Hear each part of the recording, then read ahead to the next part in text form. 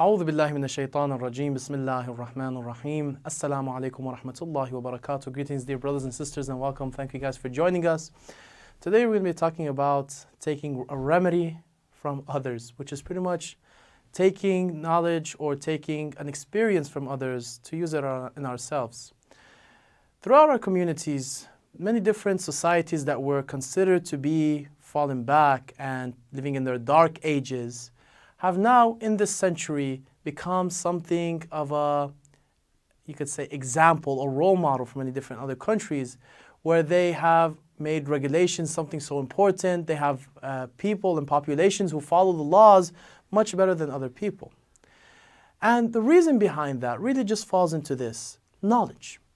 The more knowledge we have about the laws that we follow and the sacredness of these laws and how important these limitations and regulations are for keeping our society intact, and the importance of staying away from chaos and how hectic chaos is and how bad chaos is, the more that we want to follow these laws and the more importance that we will give them. Thus, it is very vital to give our youth, or to give in our schools, something of this kind of knowledge. Knowledge of the importance of these laws, knowledge of why we have these laws, knowledge of how to conduct these laws and how to follow these laws, which is also very important. Now, another factor here to actually gain more knowledge about is actually gaining more knowledge about our Creator, gaining more knowledge about the messengers that He sent and the message that they sent, and gaining more knowledge about the day hereafter and what is going to happen after our lives.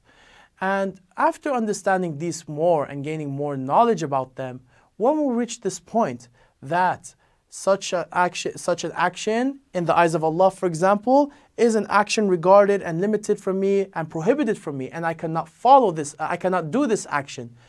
Thus, with all the belief that I have with Allah subhanahu wa ta'ala, the more knowledge I have in Allah, the more knowledge I have in the hereafter, the more that I want to stay away from this action. The same thing with our obligations and our responsibilities and tasks.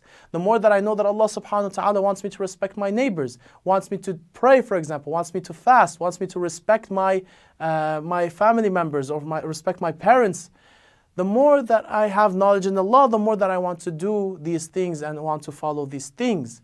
And here's something very different and something very special about believing in a religion and following a religion and its regulations. And that is that it affects its life not out of only fear, but also from certainty.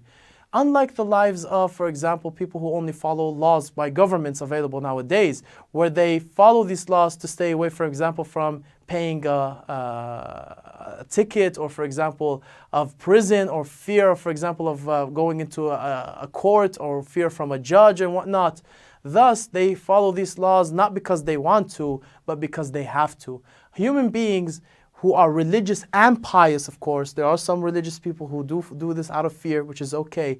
But people with true religion, with true understanding of the religion, do these actions and stay away from or follow these laws and regulations because they know of their goodness. They understand their goodness. They understand their holiness and their sacredness. Thus, we ask Allah subhanahu wa ta'ala to help us gain knowledge and to follow these regulations placed by Him, inshaAllah ta'ala. Thank you guys for joining us. Wassalamu alaikum wa rahmatullahi wa barakatuh.